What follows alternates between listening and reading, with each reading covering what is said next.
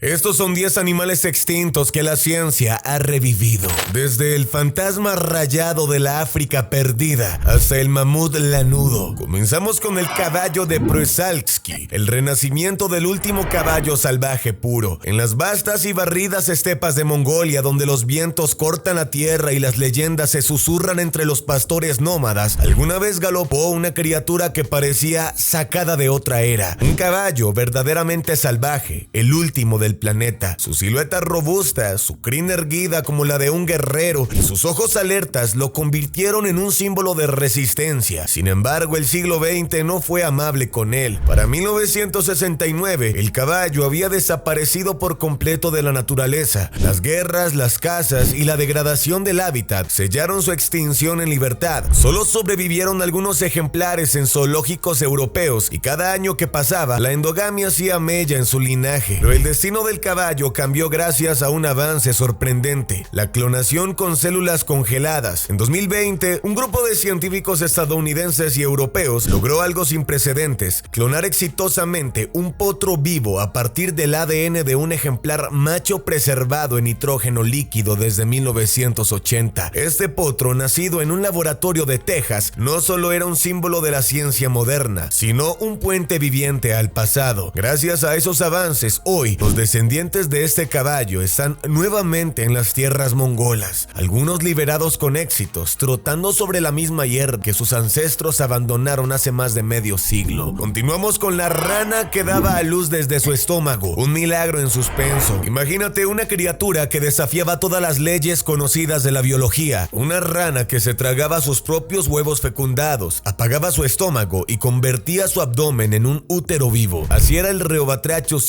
conocido como la rana incubadora gástrica australiana. Hasta la década de los 80s, esta rana vivía escondida en los arroyos montañosos de Queensland en Australia. Una hembra podía tragarse hasta 40 huevos y, como por magia, su estómago dejaba de producir ácido. Durante semanas incubaba dentro de sí a los renacuajos y cuando llegaba el momento los paría por la boca. Literalmente vomitaba vida. Pero este prodigio natural no resistió la expansión humana. Cambios climáticos y la llegada del hongo quítrido lo declararían extinto en el año 1983 y creyeron que este ciclo milagroso jamás volvería a repetirse. Hasta que en 2013, un equipo de científicos australianos lanzó el ambicioso proyecto Lázaro. A partir de tejidos congelados, lograron insertar el ADN de la rana extinta en óvulos de una especie emparentada. Contra todo pronóstico, las células comenzaron a dividirse. Aunque no ha logrado completar el desarrollo hasta la fase adulta, la posibilidad está abierta. Hoy, en cámaras de cultivo ocultas en laboratorios, ese ADN dormido sigue latiendo y sueñan con pronto regresarlo a la vida. Seguimos con el mamut lanudo, el coloso del hielo que quiere regresar. Hace miles de años, cuando los glaciares cubrían el norte del planeta, un gigante caminaba entre la nieve. Con su pelaje espeso, colmillos curvados y el espíritu indomable, el mamut lanudo dominaba las tundras de Eurasia. Vivió junto al ser humano primitivo y fue venerado, cazado y retratado en pinturas rupestres. Pero el cambio climático, junto con la presión humana, lo empujó lentamente hacia el abismo de la extinción. El último grupo conocido murió hace 4000 años en una remota isla del Ártico ruso llamada Urangel. Durante décadas, sus restos congelados emergieron de la tundra siberiana: colmillos, piel, hueso, incluso órganos internos casi intactos. Para los científicos del siglo XXI, aquello fue una mina de oro genética. Así nació este proyecto, liderado por el genetista George Church. Utiliza ingeniería. Extrajeron secuencias clave del ADN del mamut,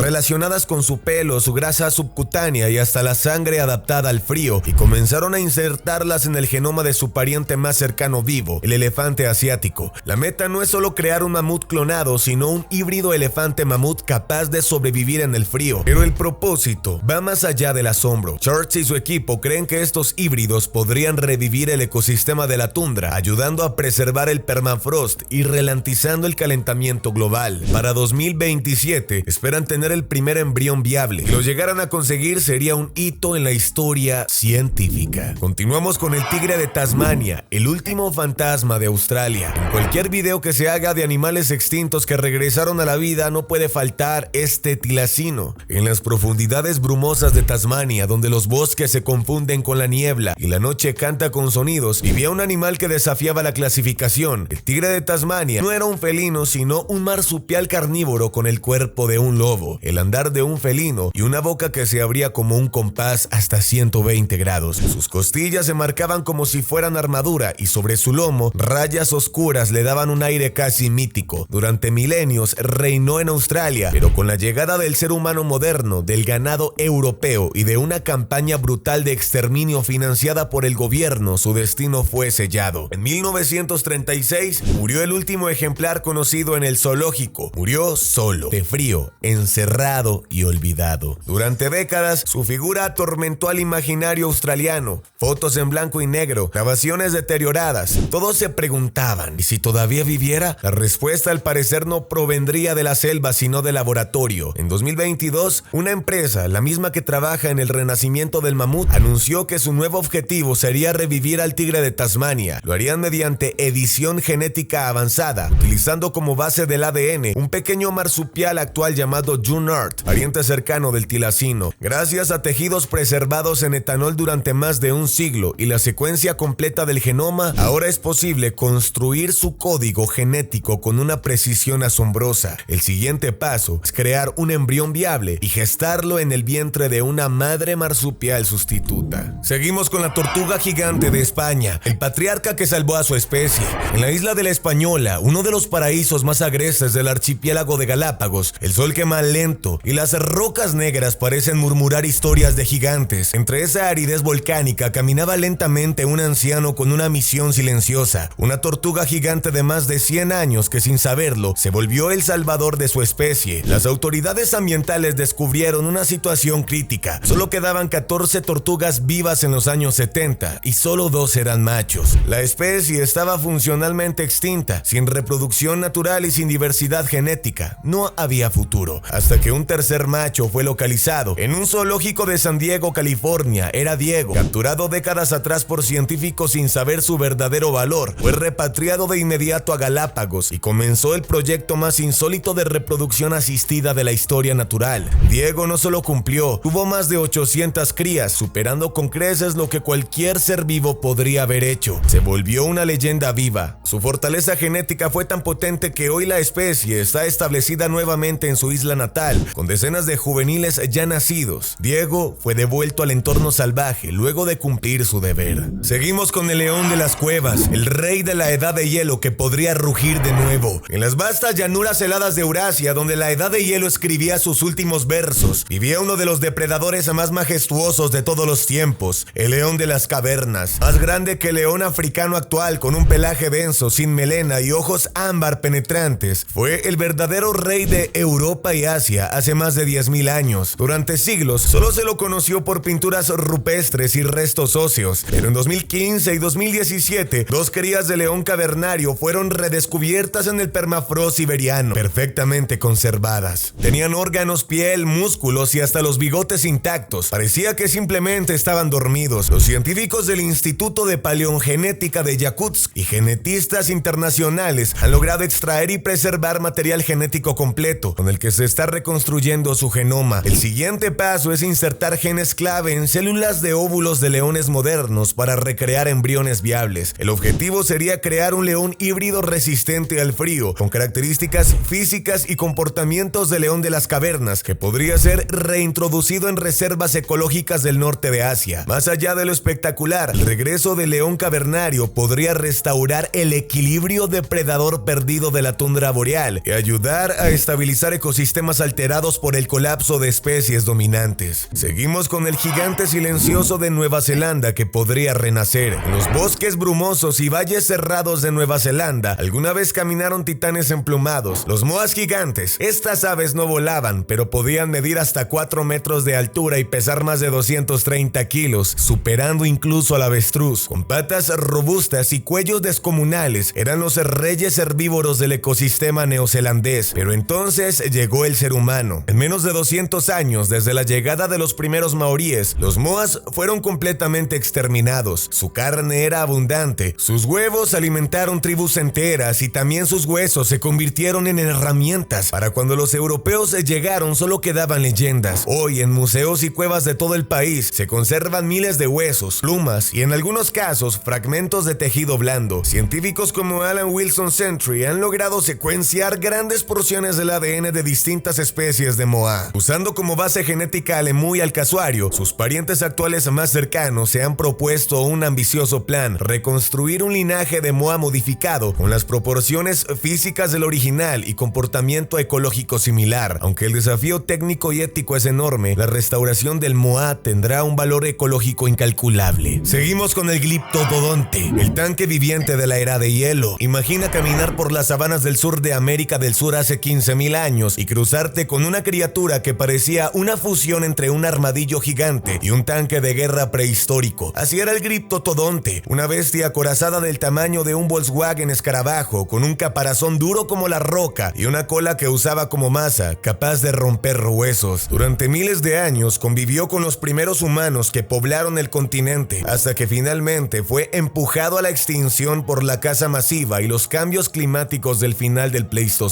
Pero su legado no se perdió. Gracias a fósiles bien conservados en Argentina, Uruguay y Brasil, los científicos han logrado extraer fragmentos significativos de su ADN, y lo más asombroso, su pariente más cercano aún vive, el armadillo gigante. Varios genetistas y laboratorios han comenzado a estudiar la posibilidad de recrear un gliptodonte modificado utilizando edición genética para inducir características del animal extinto en embriones de armadillos modernos. Aunque no esperan una réplica perfecta, creen que pueden producir una versión reducida del gliptodonte, lo bastante similar en morfología y comportamiento como para reintroducirlo en reservas sudamericanas. Seguimos con el toro salvaje que daba miedo al Imperio Romano, el luro europeo. Antes de que existiera el ganado domesticado, Europa estaba dominada por una bestia imponente, el uro, un toro salvaje que podía medir hasta 2 metros de altura en la cruz y pesar más de 1 tonelada. Su cornamenta en forma de media luna y su temperamento feroz lo convertían en un símbolo de fuerza ancestral. Incluso los romanos lo consideraban un trofeo de caza reservado para gladiadores. Fue el ancestro directo de todas las razas bovinas actuales, pero al ser domesticado, cazado y desplazado por siglos, el uro desapareció. El último ejemplar murió en Polonia en 1627 y con él se apagó un rugido que llevaba resonando desde la Edad de Piedra. Sin embargo, su genoma completo fue reconstruido en 2015 a partir de huesos antiguos y cuernos preservados en torberas y castillos europeos. Desde entonces, científicos del proyecto Taurus, junto con genetistas holandeses y alemanes, han estado realizando cruzas selectivas entre razas de ganado primitivas, buscando devolver al mundo un animal con el tamaño, la fuerza y el comportamiento junto con la apariencia del uro original. Estos animales ya existen y aunque son genéticamente idénticos al uro, lucen y se comportan como él. Se han liberado en zonas como los bosques de los Cárpatos y de Portugal, donde ayudan a restaurar los ecosistemas de pastizales perdidos. Otra de las criaturas que les gustaría a los científicos traer de vuelta a la vida es el ave elefante, el titán alado de Madagascar que podría volver. En las junglas densas de Madagascar existía uno de los seres más colosales que jamás hayan pisado la tierra sin volar, el ave elefante. Esta criatura majestuosa podía alcanzar 3 metros de altura y pesar más de 500 kilos, con un cuerpo como el de un tanque emplumado. Aunque era herbívora y pacífica, su sola presencia era imponente. Sus huevos, los más grandes del reino animal, mayores incluso que los de los dinosaurios, medían más de 30 centímetros de largo y contenían hasta 9 litros de yema, suficientes para alimentar a una aldea entera. Sin embargo, esta magnificencia también fue su perdición. Para cuando los humanos llegaron a la isla hace unos 2000 años, comenzó su caza sistemática. A eso se sumó la quema de hábitat y la introducción de especies invasoras. Para el siglo XVII, las aves elefantes ya eran historia, pero esta no terminaría en la selva, sino en los laboratorios. Científicos han recuperado fragmentos de ADN viables de cáscara de huevo fósiles encontradas en cuevas secas y sedimentos costeros, usando el casuario australiano y el avestruz como referencias vivas. Se está desarrollando un proyecto embrionario para recrear parcialmente a este animal. Seguimos con el tigre persa. Durante siglos en las estepas, cañones y bosques del Cáucaso, desde Turquía hasta Irán, rugió una criatura tan temida como venerada. El tigre del Caspio, de cuerpo largo, patas poderosas y un pelaje pardo dorado con rayas más tenues que la de su primo de Bengala, fue símbolo de realeza y fuerza en decenas de culturas. Los ejércitos otomanos lo cazaban como prueba de coraje. Las aldeas le temían y sin embargo, en el siglo XX, el tigre persa fue exterminado sistemáticamente por expansión agrícola, deforestación, pérdida de presa presas naturales y cacería directa. El último avistamiento confirmado fue en 1974 en Irán, pero el ADN no olvida. En los años 2000, estudios genéticos comparativos entre el tigre del Caspio y el tigre siberiano revelaron algo extraordinario. Era prácticamente idéntico a nivel genético, separado solo por adaptación mínima regional. Esto encendió una nueva esperanza. Conservacionistas en Kazajistán, Rusia e Irán trabajan hoy con tigres siberianos en proyectos de reintroducción controlada,